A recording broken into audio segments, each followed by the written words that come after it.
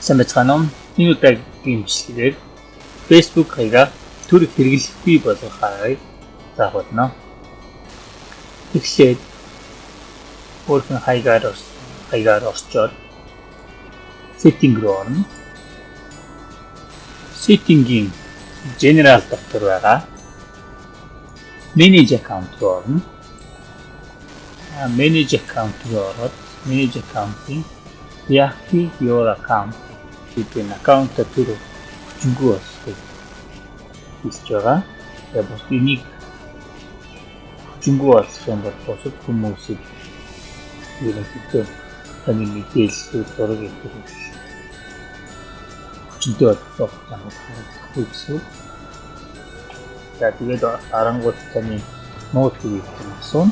Тэгээд нууц үеийг хийгээд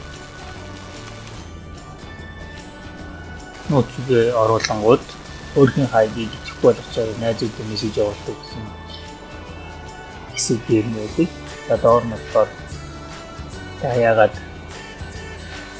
өөрхийн хаягийг итгэх болгож байгаа юм бэ гэсэн сонголтууд байгаа. За энэ нь болохоор чинь болохоор заав үгүй юм дандаас нэг сонголттой. За энэ удаад төр хугацаагаар хааж байгаа болохоор this is temporary гэдэг төр хугацаагаар юу болж байна. Тэгээд одоо шууд log out гэх юм бол таяас шууд гэх юм бол таны хаяг бол төр хугацаа болно гэсэн. Юу гэдэг итгэхгүй боллоо гэх. Тэгээд дарангууд юусэн log out чинь гиснэр төр хугацаагаар бол таны хаяг бол итгэхгүй болчихж байгаа. За харин цад итгэхгүй болоход бол амархан цад логин хийгээд цад итгэхгүй болно гэсэн.